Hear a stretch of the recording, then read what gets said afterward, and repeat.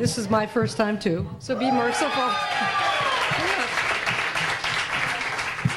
So we met as students in college, math majors. I still remember his opening line as he approached me shyly. Could you please explain the algebra of vector mapping to me sometime? At your convenience, that is. It's funny. It's almost as though he was the dumb blonde feigning ignorance. And so it began. We met at the library, and I helped him with math. His ruse proved effective. We started to talk. We soon discovered we both liked ping pong.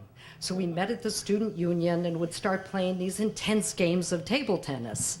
And before long, we had pizza afterwards. We gradually were together more and more, finally a campus couple. Well, spring came, and so did graduation.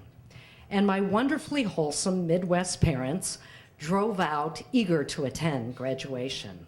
I was excited too, at the prospect of them meeting my new Prince Charming. So we agreed to meet for lunch. We got there early. I saw my parents enter the restaurant from across the room, flinch a little bit, then approach. My boyfriend stood up, cordially greeted them, and sat and waited for them to sit. My parents, in turn, were very polite. They asked him questions about his hometown and his college studies. Lunch was brief. So back at the hotel, no sooner are we back there than my mother, who's the most non-judgmental saint on this planet, flopped onto the bed and cried her eyes out. My father, though more stoic, turned to me and sternly said, "I hope you know what you're doing." So what happened? Well, you see, I neglected to mention a few attributes about my Prince Charming. Number one, Prince Charming was a very recent immigrant with a very strong accent. Number two, Prince Charming was from a small African country called Eritrea, formerly part of Ethiopia, and yes, he was black. Number three, this is the 70s now, Prince Charming was a zealous Marxist with an afro out to here. So let's see, immigrant, African, Marxist. Oh, the perfect trifecta. Not exactly what my parents had in mind when they sent me out east to school. So we dated for a while after college, but there were a lot of factors involved. He had come to this country on political asylum and wanted to return ultimately. I also was yearning for adventure. I wanted to travel unencumbered and pursue a career undeterred. So soon he got an offer to work for Conoco in, of all places, Ponca City, Oklahoma. Well, being the altruistic advisor that I was, I strongly advised against it, saying, "Ephraim, you have no clue. Ponca City is the heart of redneck country. You'll be miserable there."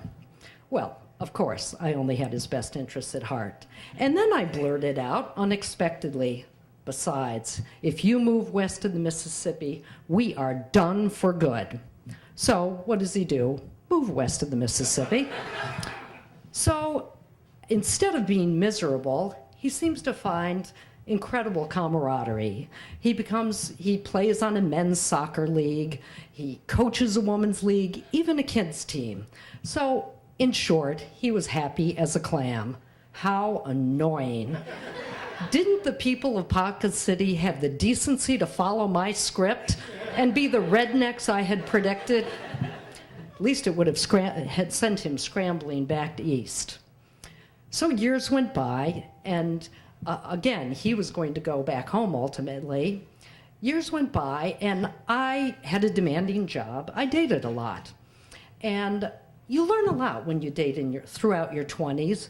You learn that, number one, not all dashing suitors would make for the best life choices.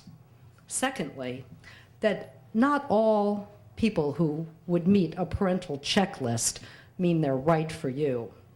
So you learn that to care less what other people think and trust your own instincts more.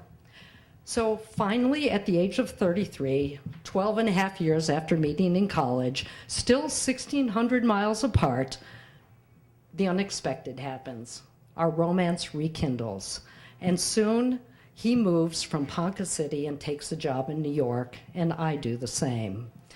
And finally, at the age of 35, at the ripe old age of 35, for the first time, we get married. And at 37, I have a son. 2 years later, a daughter. It's funny, we were raised a full hemisphere apart on this planet. And for years, career and distance kept us apart. But then I remember the words of a poem I once read. Distance is to love as wind is to fire. It extinguishes the small and enkindles the great. Thank you.